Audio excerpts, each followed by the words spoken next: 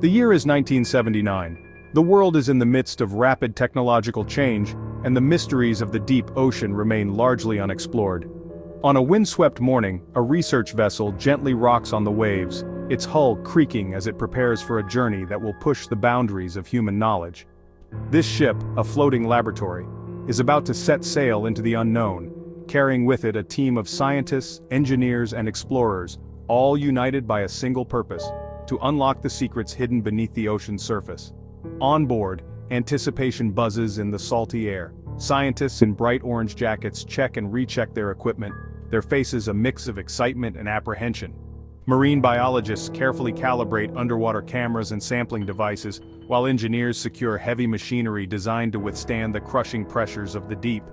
The crew, seasoned by years at sea, move with practiced efficiency, preparing the vessel for what promises to be a groundbreaking expedition. They know that what lies ahead is not just a scientific mission, but a journey into one of the last true frontiers on Earth, the deep ocean, a realm of perpetual darkness and immense pressure where few humans have ever ventured. Their destination is a remote and enigmatic spot in the vast expanse of the Pacific Ocean.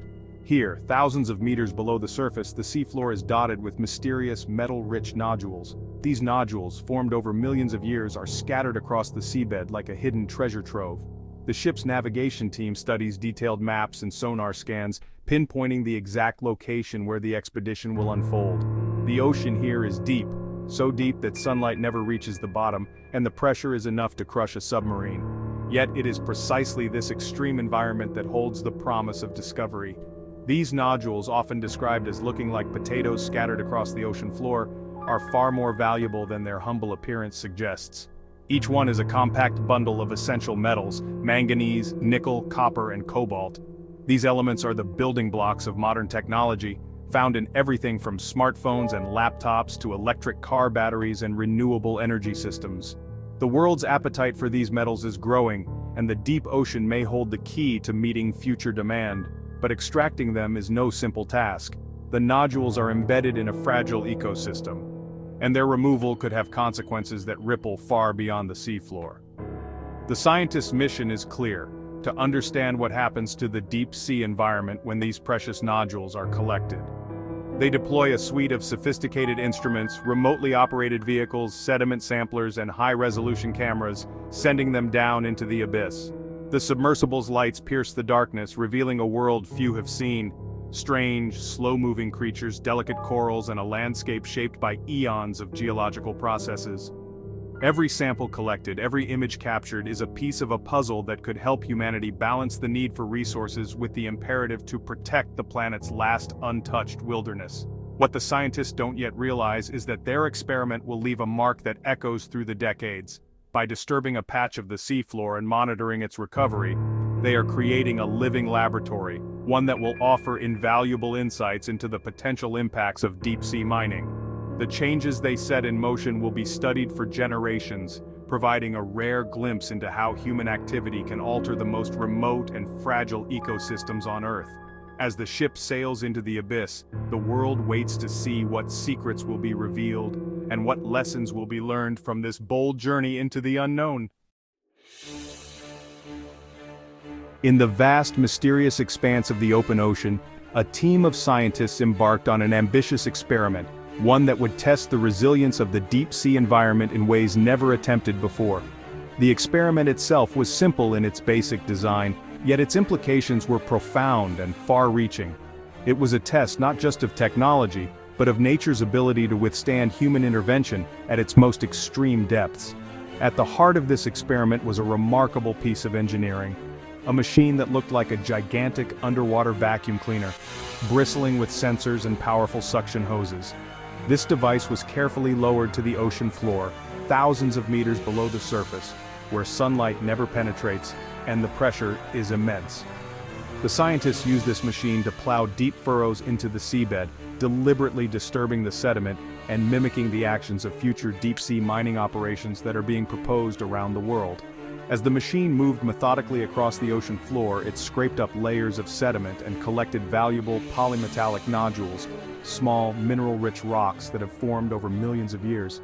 In its wake, clouds of fine sediment billowed up, drifting through the water and settling over everything in their path. This process, though controlled and monitored, was a dramatic simulation of what large-scale mining could do to these fragile environments.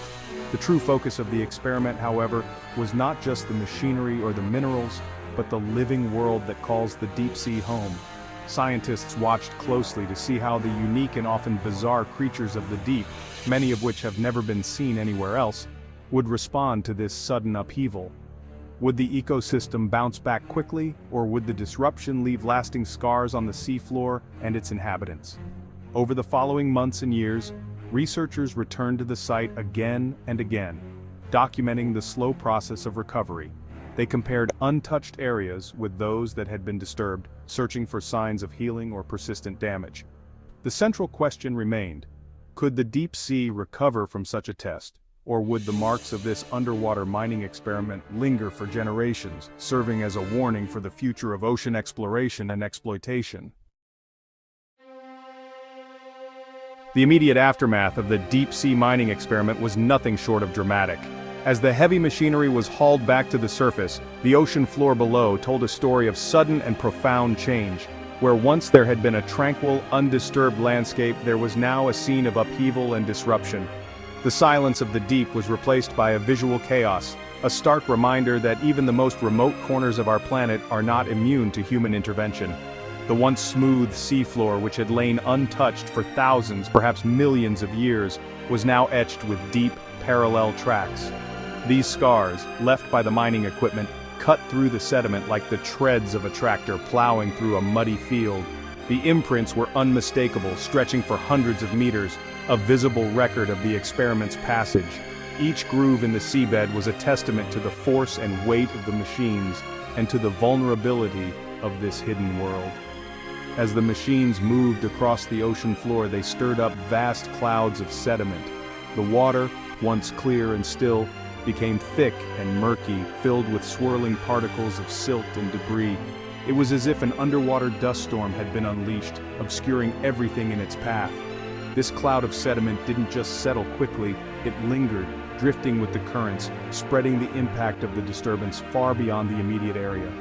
For the creatures that lived here, this sudden change in their environment was both disorienting and dangerous. Many of the animals that once called this part of the seabed home had vanished. The delicate habitats they depended on, sponges, corals, and other slow-growing organisms, were crushed or buried beneath the displaced sediment. Tiny creatures that lived in the upper layers of the seafloor were smothered, their homes destroyed in an instant. The area, once teeming with hidden life, now appeared barren and empty, a shadow of its former self. The loss was not just of individual animals, but of entire communities, painstakingly built over centuries in the darkness of the deep. The experiment provided a stark visual reminder of the power of human actions, even in the deepest parts of our planet. The contrast between untouched and damaged seafloor was striking, one side pristine and alive, the other scarred and silent. It was a sobering illustration of how quickly and dramatically we can alter environments that have existed unchanged for millennia. These scars on the ocean floor are more than just physical marks. They are a warning, a call to consider the consequences of our quest for resources, and a reminder of the fragility of the world beneath the waves. Fast forward 44 years. Scientists returned to the site of the 1979 experiment armed with remotely operated vehicles equipped with cameras and sampling tools. What they find is a mix of hope and concern. Some life has returned to the mined areas. Sea cucumbers and anemones cling to the rocky outcrops while fish dart in and out of the shadows. The ocean, it seems, is slowly healing itself. But the recovery is not complete. Some species that were abundant before the mining experiment are still missing, particularly tiny creatures that live in the sediment. These sediment-dwelling organisms play a vital role in the deep-sea food web. Their absence suggests that the impacts of the 1979 experiment are more profound and long-lasting than initially thought. The site of the 1979 experiment serves as a kind of underwater time capsule, preserving the impacts of a single mining event for over 4 decades. It provides a rare opportunity to study the long-term effects of deep-sea mining in a real-world setting. The findings from this site will be crucial in guiding future decisions about whether and how to mine the deep ocean. The story of the 1979 deep-sea mining experiment is a cautionary tale. It reminds us that even in the vastness of the ocean, human activities can have lasting and unpredictable consequences. As we face a growing demand for metals used in renewable energy technologies, the pressure to mine the deep ocean will only increase. What happened in 1979, and the decades of research that followed, offer valuable lessons.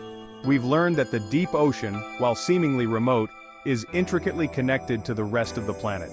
We've learned that even a single mining operation can leave scars that last for generations.